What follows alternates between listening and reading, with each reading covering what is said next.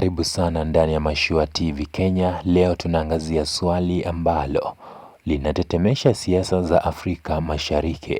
Je, nani atakuwa rais wa Tanzania baada ya uchaguzi wa Oktoba 29 mwaka 2025? Kama hujapata kusubscribe ndani ya Mashua TV Kenya, na kuomba ufinye kitufe subscribe.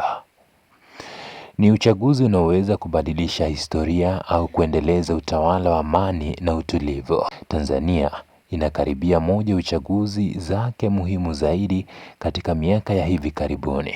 Uchaguzi mkuu wa urais, bunge na serikali za mitaa umepangwa kufanyika tarehe 29 Oktoba mwaka 2025. Hii ni mara ya kwanza kwake Rais Samia Suluhu Hassan kuomba kura ya wananchi kupitia sanduku tangu alipochukua madaraka mwaka 2021 kufuatia kifo chake hayati John Pombe Magufuli. Kwa mara nyingine macho yote yameelekezwa Dodoma na Zanzibar, tukisubiri kuona kama mwanamke wa kwanza kuwa rais Tanzania ataweza kupata fursa ya kuendeleza uongozi wake kwa muhula mwingine.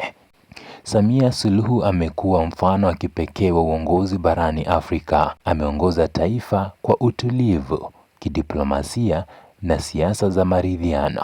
Amefungua milango ya kimataifa, kuvutia wawekezaji na kujaribu kuunganisha taifa lililokuwa limegawanyika kisiasa.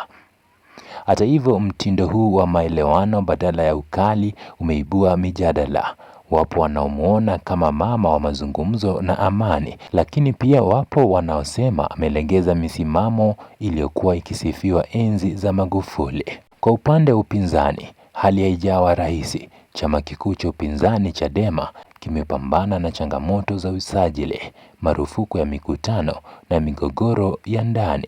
Baadhi ya viongozi wake wamekamatwa, wengine kudaiwa kutoweka, hali ambayo imeleta wasiwasi kuhusu uhuru wa kisiasa nchini humo. Hivyo wachambuzi wengi wanatabiri kuwa ushindani wa urais mwaka huu unaweza kuwa dhaifu, jambo linaloongeza uwezekano wa CCM kuibuka na ushindi mkubwa. Ripoti nyingi za ndani na kimataifa zinaonyesha kwamba Samia Suluhu na chama chake CCM wako kwenye nafasi nzuri sana kushinda. Sababu kuu ni tatu. Moja, nguvu ya chama tawala katika kila ngazi ya serikali. Pili, mgawanyiko wa vyama vya upinzani. Tatu, sura ya Samia kama kiongozi mwenye busara na ushawishi wa kidiplomasia. Lakini wachambuzi pia wanasisitiza kuwa uchaguzi wote wenye ushindi wa upande mmoja sana bila upinzani wa maana unaweza kuacha maswali kuhusu uhalali wa kidemokrasia na uhuru wa kisiasa nchini. Wakati Samia akijitahidi kujenga taswira ya Tanzania mpya yenye ushirikiano na dunia, mashirika ya kimataifa ya haki za kibinadamu yameendelea kutoa tahadhari.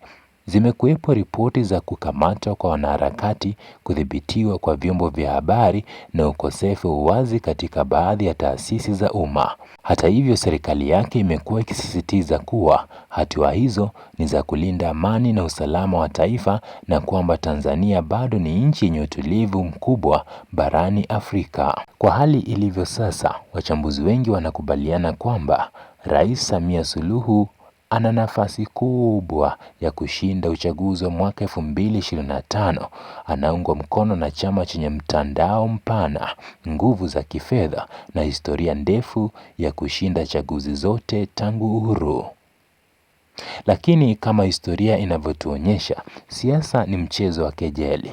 Mara nyingi mabadiliko hutokea pale ambapo hakuna anayetarajia. Je, kuna uwezekano wa kiongozi mpya kuibuka ghafla? Hilo ndilo swali kubwa la mwaka huu. Uchaguzi wa Tanzania hauwezi kutazamwa kwa jicho la ndani pekee. Matokeo yake yataathiri siasa, biashara na usalama wa ukanda mzima wa Afrika Mashariki. Nchi kama Kenya, Uganda na Rwanda zinaiangalia Tanzania kama nguzo ya amani, na mwelekeo wake wa kisiasa utakuwa na athari kwa miradi ya kikanda kama EAC, usafiri wa reli na uwekezaji wa mafuta na gesi. Kwa hivyo dunia nzima inangoja kuona kama uchaguzi huu utakuwa wa amani, wa haki na wa uwazi, au kama utazua mjadala mwingine wa kisiasa. Oktoba 29 mwaka 2025 itakuwa siku ya maamuzi kwa Watanzania, lakini pia siku ya tafakari kwa bara zima la Afrika. Je, Samia Suluhu ataandika ukurasa mwingine wa historia kama mwanamke wa kwanza kushinda urais kwa kura za wananchi, au je, upepo wa mabadiliko utavuma tena nchini humo? Hayo yote tutayafuatilia kwa karibu hapa Mashua TV Kenya, sauti ya Afrika mpya. Usisahau kusubscribe, kushare na kuacha maoni yako. Wewe unadhani nani atashinda urais wa Tanzania mwaka huu?